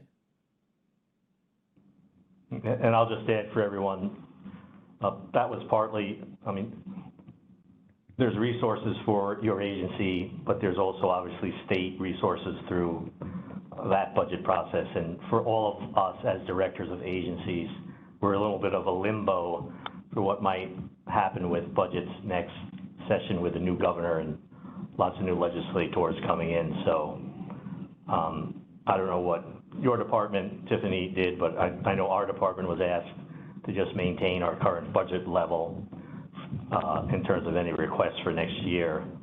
Please maintain that level with Governor Ducey's office. And I guess we'll see what happens when new administration takes over and how it moves forward. Yeah, absolutely. Last year, the governor did pass really quick. We received an additional $100 million to help with our Arizona Healthy Forest Initiative, which provides for additional resources and support to kind of target more areas across the state that we deem are higher risk. So we go in, we work with our federal partners, we work with our local cooperators to kind of reduce the amount of fuel. Not only does that obviously reduce wildfire risk, but it helps enhance our watersheds, protect our watersheds, and then of course create defensible space around the wildland urban interface. Along that $100 million package, we did receive additional funding to help with suppression efforts and to increase our, kind of our capability of engines. So we have more engines on order, increase our staff, our employment, the number of personnel we have. So we did receive additional funding last year, and we're hoping that continues into the following years as well. Thank you very much. Thanks, Tiffany. You guys are all great at giving me segues to the next items. And our next item is a 2021 to 2022 Forest Health update from Didi Quinones Navarez, also from Department of Forestry and Fire Management. So we can start with that presentation. Hey everyone, thank you. My name is Vidi. I'm the Forest Health Technician here at Arizona Department of Forestry and Fire Management. I'll be giving the Forest Health update on what we saw over this past summer. Next slide. So just a brief background on what we do. So the department partners with the Forest Service every year, and we conduct aerial detection surveys on millions of acres across the state to observe the health and condition of our forests and collect data on the dead, dying, and declining trees. We also supplement that with the what we call ground truthing, and that's to confirm damage that we saw in the air, as well as anything we couldn't identify. And we confirm that on foot. And once all that data is processed, that information is then made available to land managers as well as the public. Next slide. So I just wanted to show the historic drought conditions that we've been seeing, just because it's important to understand that precipitation and temperature are the two biggest factors influencing forest health. When trees are drought stressed from that lack of precipitation and increased temperature, they become susceptible to infection and insect infestation. In times of significant drought, trees give off that stress chemical that many insects, in particular bark beetles, pick up on, and they're able to locate those trees to attack. According to the drought monitor, as we've been talking about, we've been in a prolonged drought for 20 years, which again leaves trees vulnerable to a variety of pathogens. Next slide. So like I said, our aerial detection surveys are conducted every year. These were the results of those surveys from last year. We conduct these surveys over the summer from July through early September. The map on the right shows all the locations of insect and disease damage that we recorded in red. And it is important for us to understand the drought status throughout the year as it influences the annual observations. You know, just as how much moisture are we getting versus what the temperatures are. There is a connection between stress and the susceptibility of insects and disease damage on trees. And with the diversity in forest types here in Arizona, there's also comes a diversity in insect and diseases. The types of damage that we record last year included that of defoliators, sapsuckers, different types of bark beetle. Besides insect and diseases, we also record evidence of abiotic stressors like that of drought. Next slide, please. So overall, what we saw this year in comparison to last year, we did notice a decrease in bark beetle caused mortality, specifically in ponderosa pine. However, it still remains elevated. We also saw pinyon ips mortality increase in pinyon all across the state. And we also have been seeing extensive tree mortality caused by drought, specifically in northern Arizona. And then I just wanted to show this picture to the left is a mixed conifer stand on the Tonto National Forest with pockets of pine bark beetle, fir engraver beetle, and Douglas fir beetle. And you can kind of see the little pockets in that orange color. Next slide. So again, we have been seeing drought-related crown discoloration increase predominantly in ponderosa pine forests. We continue to see cypress and juniper mortality, specifically in northern Arizona along the rim. And we also have been seeing a large increase in Mediterranean pine engraver in the Metro Phoenix area, which I'll describe in another slide. And then the picture to the right kind of shows that juniper dieback on the coconino, so that blanket of orange juniper that you see there. Next slide. So here's some more examples of what we were seeing in the air. The picture to the left shows more mortality in pinyon caused by bark beetle on the south rim of the Grand Canyon. You can see some old mortality there in gray, and then the new mortality in that orange straw color. And then to the right is a picture of pinyon juniper dieback. This is caused by drought, and this was on the Kaibab National Forest. So that blanket of orange that you see along that hillside and on top of the hill there is what I'm talking about. Next slide, please. So moving into our forest, urban forest health conditions. So I wanted to mention the increase in Mediterranean pine engraver in Phoenix that we saw. MPE is a non-native bark beetle that we began monitoring back in 2018. Traps were placed throughout the Phoenix metro area and monitored from April through September. These images show a comparison of last year versus this year. We're still counting trap samples currently, so this number for 2022 isn't currently updated, but it's already shown a massive increase in what we saw last year. And MPE are particularly attracted to those stress trees and attack the pines in Phoenix, which are really important shade trees for the city. So we continue to monitor this insect, and we're researching management options to reduce the risk of spread for this insect. Next slide. Yeah, so like I said, it's important to monitor the drought status throughout the year to prepare for what we may or may not be seeing the next ADS season. So the drought maps show what the summer coming into the fall drought conditions look like with moderate and severe drought conditions.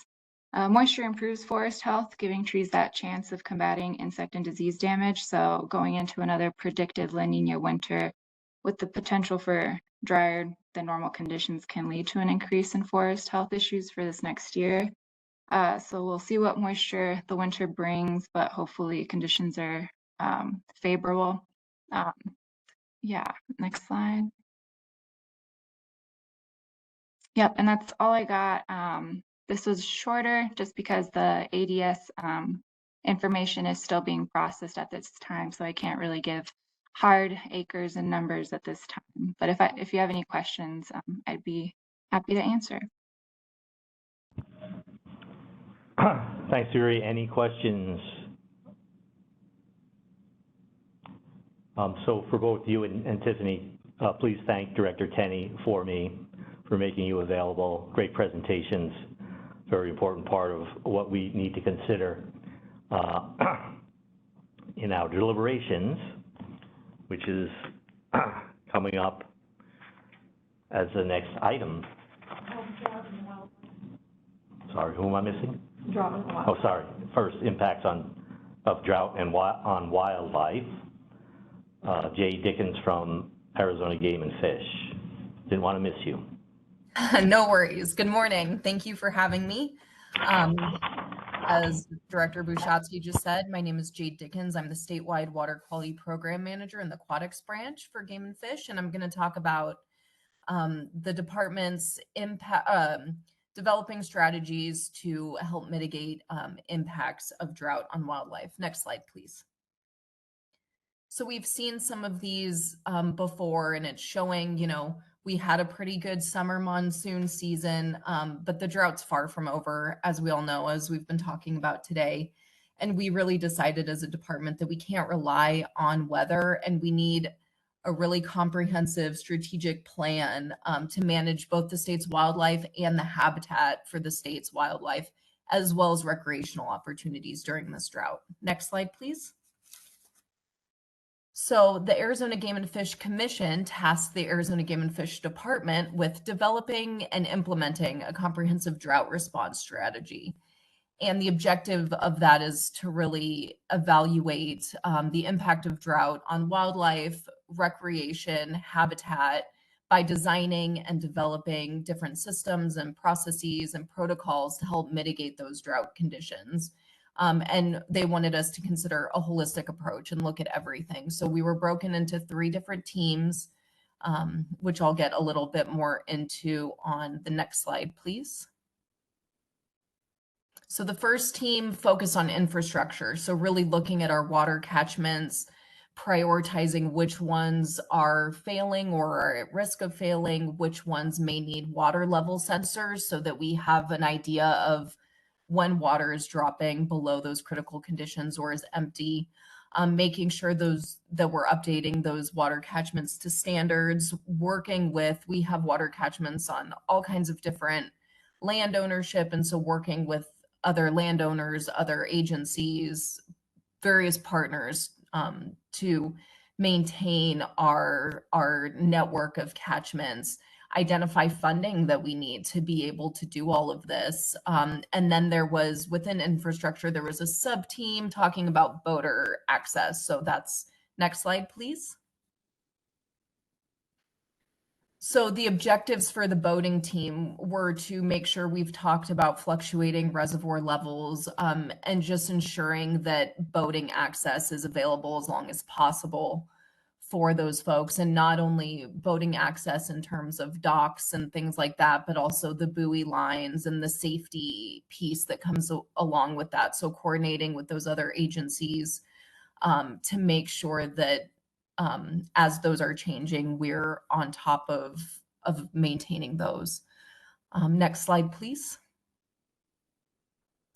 The next team was our marketing and communications team, which is a really important piece of this. So increasing the public's awareness about the impact of drought on wildlife and the steps that the department is taking to do those, soliciting donations, for example, for our Send Water for Wildlife, which on the right is a photo of a print ad that we ran, soliciting that, you know, and it's not just the big game species, it's the small quail, like on this, this ad that we ran, increasing awareness internally about our drought teams and the work that we're doing to mitigate those efforts and the strategies that we're developing, and then also making sure that staff have, you know, the talking points for things.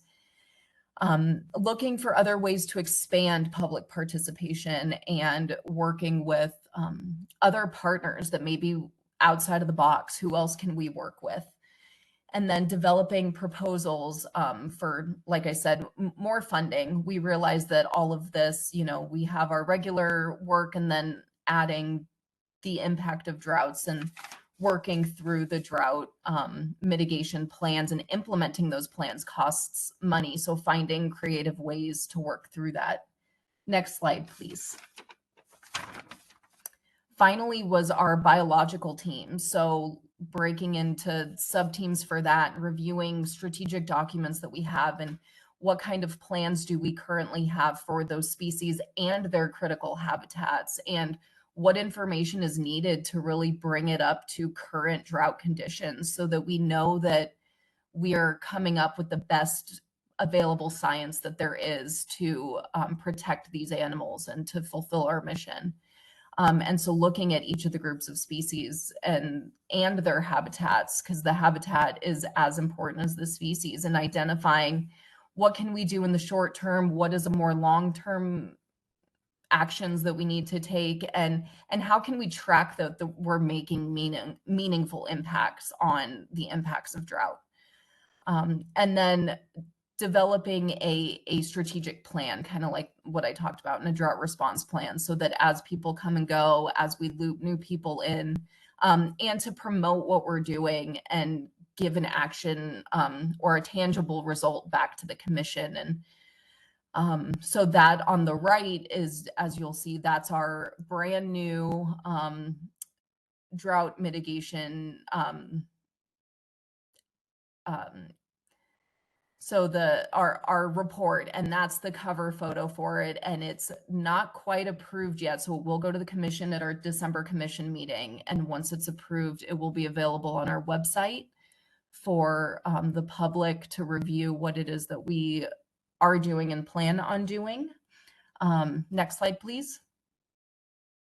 So some of the accomplishments of these teams so far.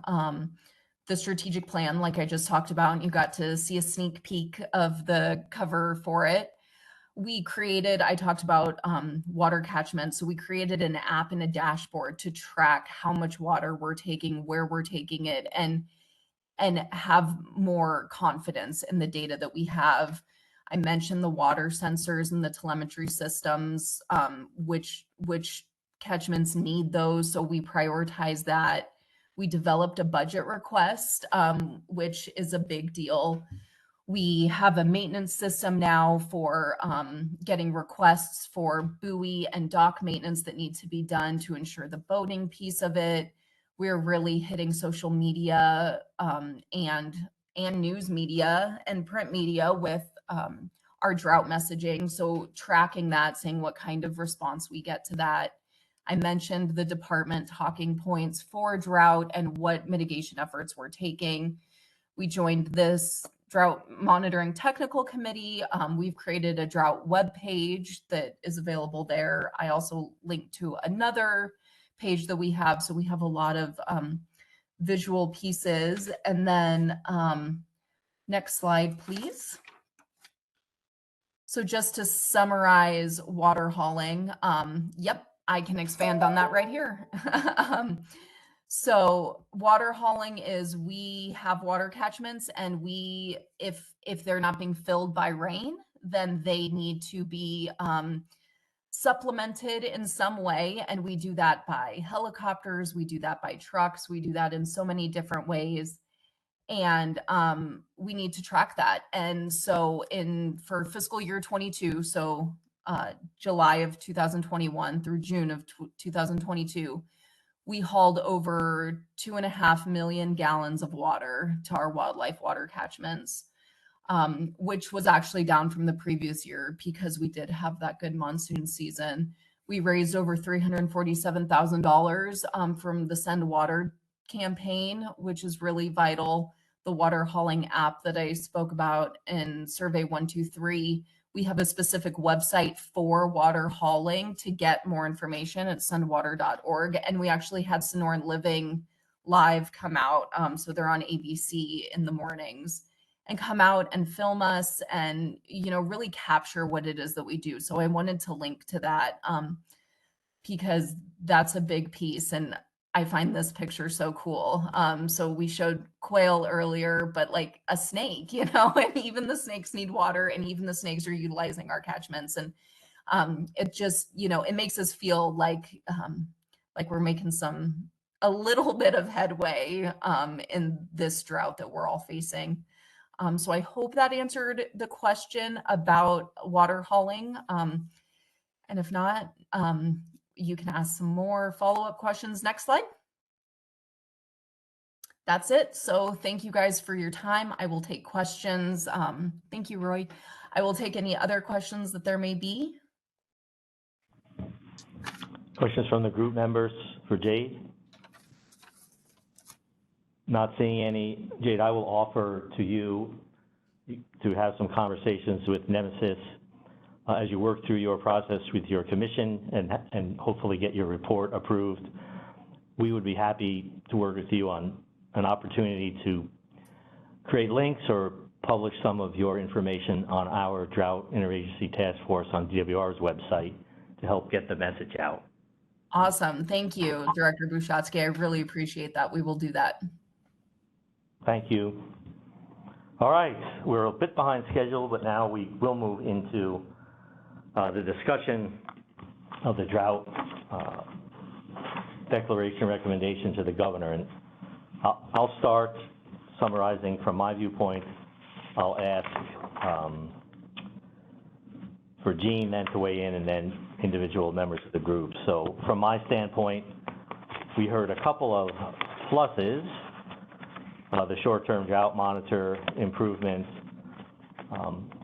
good news on the SRP system and the water supply. Even there, though, Roosevelt Lake is a couple of percentage points down this year from what it was last year. But from my viewpoint, the negatives that we've heard far outweigh the positives. Obviously, Colorado River water supplies are decreasing and lots of uncertainty there. We've heard about the forest health issues, the wildlife impacts. We've heard about the increasing trend for temperature, and worse, the negative trend for the SPEI, the evaporation transpiration as well. All things are telling me whatever short-term relief we got out of the monsoon over this last year is a fleeting outcome that's going to rapidly go away. So from my perspective, I think the recommendation should be to continue the declaration, but I'll first ask Gene to weigh in on his viewpoint. Director, thank you for your comments, and I concur with your remarks. As our agency, I also agree that we should continue with the drought declaration. Certainly our agency continues to monitor in our capacity to respond to assist DFM and any of the other agencies when we do have a fire. And we will just continue to do what we can do to help and assist, and appreciate these in-depth presentations to give us a more in-depth view of what is going on across the entire state. Thank all of you for your time and efforts and the preparation you made for these briefings. I'll second that comment as well. So I'll ask members of the group two questions. One, does anyone have any specific element they want to talk about specifically? And does anyone not agree that we should continue the declaration? So I'll pause a second and let folks put their name in the chat if they want to speak.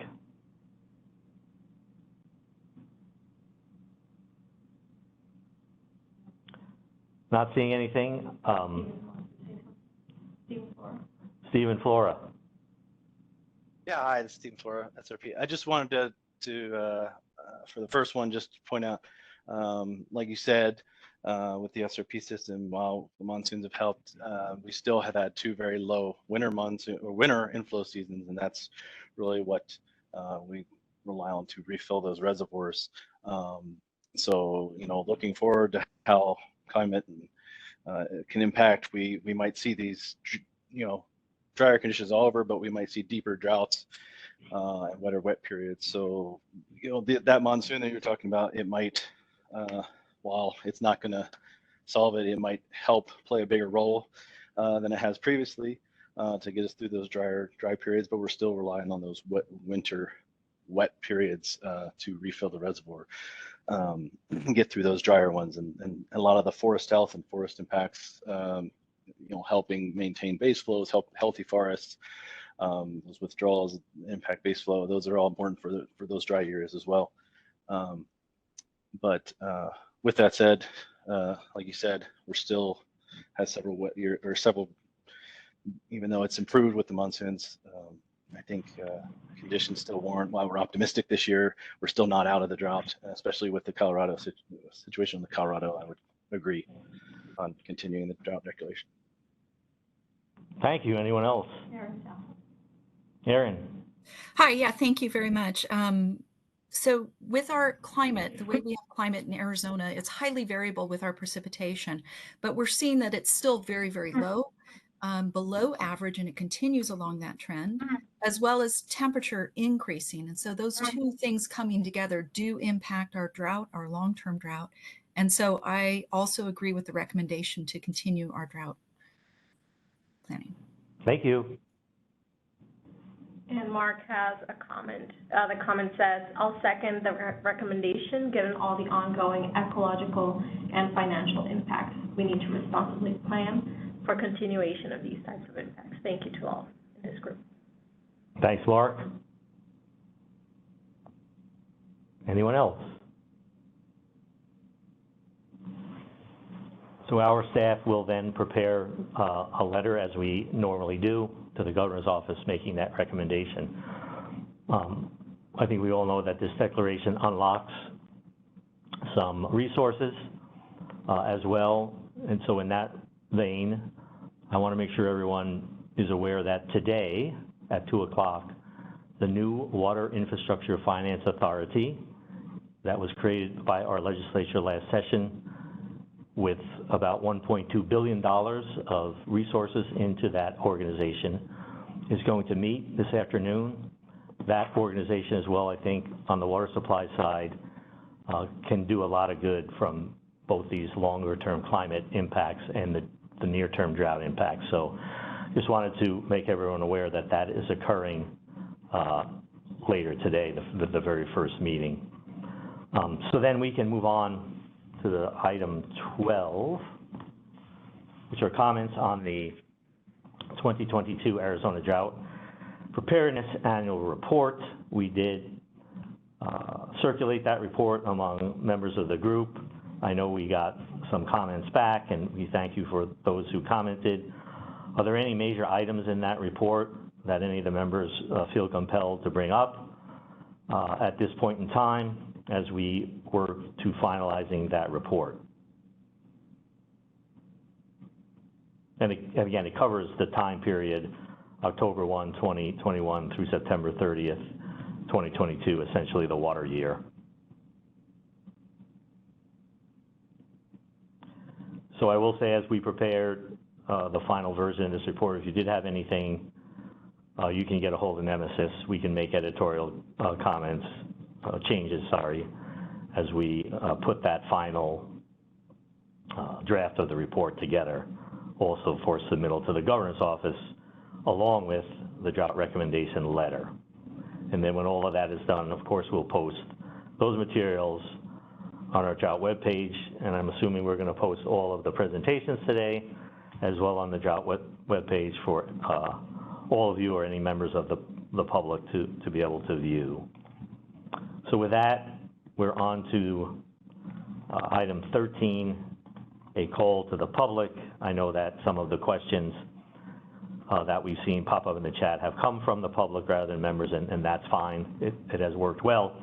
If there are any members of the public that would like to speak to the group on items that are on the agenda, please put your name in the chat at this point in time. So we are not seeing anything, so we'll move on to closing remarks. Again, thanks to all of you for attending today, Thanks to all of you who did presentations, and thanks to all of you who have been working through the various committees, et cetera, to make this meeting very impactful, make it go smoothly. And we know that's a lot of work.